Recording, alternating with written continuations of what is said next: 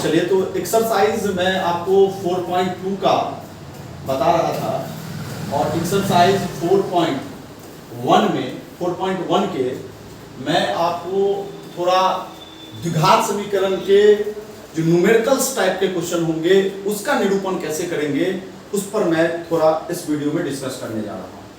देखो, क्वेश्चन आपके पास दिया हुआ एक्सरसाइज के 2.2 के फर्स्ट क्वेश्चन नंबर आप देखो, क्वेश्चन लिखा हुआ है, पढ़ सकते हैं, आपके स्क्रीन पे क्वेश्चन है कि एक आयताकार भूखंड का क्षेत्रफल। तो सबसे पहले हमें जानकारी होना चाहिए कि आयत क्या होता है। आयत का मतलब हो गया जिसके आमने सामने की भुजा क्या हो, बराबर हो। आमने सामने की भुजा क्या हो, बराबर हो, उसमें जिसमें दो विकर्ण हो। ठीक है, आपको इतना बात जानकारी पता होना चाहिए और दोनों के दोनों विकर्ण जो होंगे इसमें वो आपके बराबर होंगे। ठीक है, तो ये मैंने आपको बता दिया। क्लियर। अब इसके क्षेत्रफल गिवन है, तो इसका जो क्षेत्रफल गिवन है वो क्या है, वो क्षेत्रफल है 528 मीटर स्क्वायर। क्लियर, इतना बात जानकारी दिया है। आगे लिखा हुआ है क्षेत्र की लंबाई और चौड़ाई के दुगुने से एक अधिक है।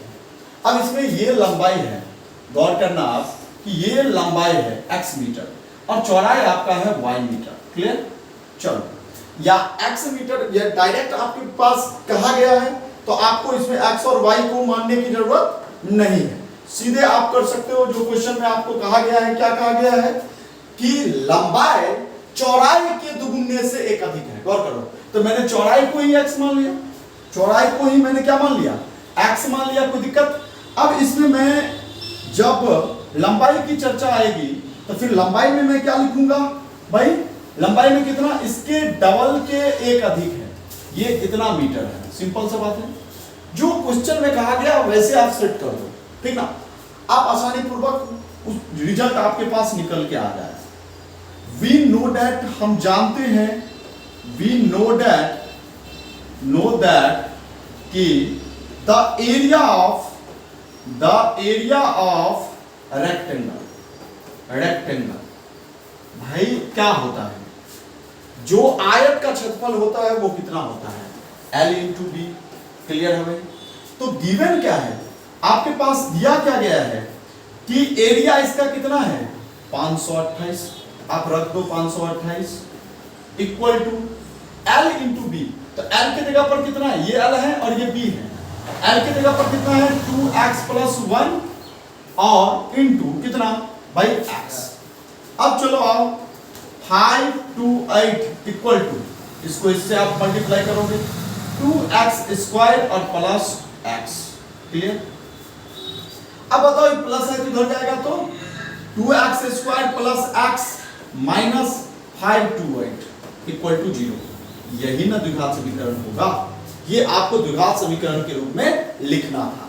तो एक और मैं क्वेश्चन कोशिश करूंगा, जो मुझे विश्वास है कि आप लोग बाकी सभी क्वेश्चनों को आप बना पाओगे, लेकिन मैं इस टाइप का एक और क्वेश्चन बना दे रहा हूं और जो बाकी क्वेश्चन रह जाएगा इस एक्सरसाइज में आप जरूर बना लेना। ठीक है, तो आप चलो ध्यान देना। ठीक है, तो मैं आपको दूसरा एक क्वेश्चन आपको बता रहा हूं, जो क्वेश्चन कोई भी दूसरा मैं उठा दे रहा हूं, ये आपका क्वेश्चन नंबर दूसरा है। क्वेश्चन नंबर सेकेंड क्या कह रहा है, दो क्रमागत धनांक धनात्मक पूर्णांक का गुणनफल। तो आप सबसे पहले जानकारी आपको होना चाहिए कि पूर्णांक संख्या क्या होता है। सबसे पहले आपको पता होना चाहिए कि भाई पूर्णांक संख्या होता क्या है। तो पूर्णांक संख्या 3 को हो गया, रेखा बना दो सीधे लाइन। गौर करिए आप कि यहां पर आप देखोगे कि ये आपका 0, इधर वाला पॉजिटिव +1 +2, ठीक है, +3, ये सारे के सारे पॉजिटिव हो गया और इधर वाला नेगेटिव -1 -2 जो भी है -3, ये आपका, ये सारे के सारे क्या है, पूर्णांक संख्या है। मतलब पूर्णांक संख्या 3 को हो सकता है, एक शून्य पूर्णांक संख्या, एक आपका ऋणात्मक पूर्णांक संख्या और एक आपका धनात्मक पूर्णांक संख्या। यहां पे चर्चा किस बात का है उसके बारे में आपको जानकारी होनी चाहिए। दो क्रमागत धनात्मक पूर्णांक, तो टर्म को समझिए। पहले कह रहा है क्रमागत, क्रमागत का मतलब क्या होता है कि एक के बाद एक, नेक्स्ट मतलब एक के बाद दो, दो के बाद तीन। अगर मैं 5 6 ले रहा हूं तो 5 के बाद 6। ठीक है, समझ में आ गया बात? ये अगर आपको समझ गए, क्वेश्चन को अगर आप समझ गए, तो फिर मैं मानता हूं कि आप आराम से क्वेश्चन को डन कर पाओगे। क्वेश्चन को सबसे ज्यादा, अगर आपको क्वेश्चन नहीं बन पा रहा है ना, तो आप बार बार क्या करो, क्वेश्चन को 2 से 3 टाइम्स पढ़ो। 2 से 3 बार पढ़ने के बाद आपकी समझदारी डेवलप हो जाएंगे, और फिर उसके बाद आप सॉल्यूशन करने जाओ, वो क्वेश्चन जरूर आपसे सॉल्व हो जाएगा। चलिए मैं स्टार्ट करता हूं। जो क्वेश्चन कह रहा है 2 क्रमागत धनात्मक पूर्णांक, तो इसमें लेट कर लो, या हिंदी में, अगर मैं हिंदी मीडियम वाले बच्चे अगर देख रहे होंगे तो इसी को माना की लिखते हैं, माना की। भाई 2 क्रमागत, दो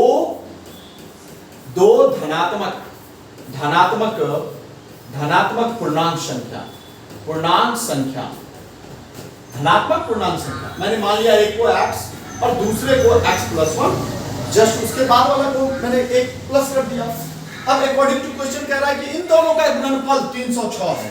तो भाई अकॉर्डिंग टू क्वेश्चन, इंग्लिश वाले लिखेंगे अकॉर्डिंग टू क्वेश्चन और हिंदी वाले लिखेंगे प्रश्न से, इन दोनों का गुणनफल। तो भाई x+1, अब देखो इक्वल टू कितना दिया हुआ है, 306। अब बताओ x को x से गुणा करेंगे x² प्लस x को गुणा करेंगे 1 से x, ये प्लस है तो आ जाएगा माइनस, इक्वल टू 0। यही आपका द्विघात समीकरण हो जाएगा, द्विघात समीकरण के रूप में आपने लिख लिया। ठीक है, तो उम्मीद करता हूं इस एक्सरसाइज का जो भी क्वेश्चन दिए गए हैं आपके, वो सारे के सारे आप क्वेश्चन को डन कर पाएंगे। तो मैं अगले एक्सरसाइज की ओर चलूं उससे पहले एक बार मैं आप लोगों से ये पूछना चाहता हूं, जो कमेंट बॉक्स में आप जरूर इतना लिख दें कि ये एक्सरसाइज सर बढ़िया तरीका से हम लोग समझ गए। पहले आप कंसेप्ट को समझें, उसके बाद आप जो जाकर के जो है इसको समझेंगे। ठीक है, आराम से आपका ये एक्सरसाइज डन हो जाएगा। मैं अगले एक्सरसाइज पे चलूं, ठीक है। आप चलिए अगले एक्सरसाइज की ओर चलते हैं। नेक्स्ट आपका एक्सरसाइज क्या है थोड़ा समझेंगे। नेक्स्ट एक्सरसाइज जो आपका है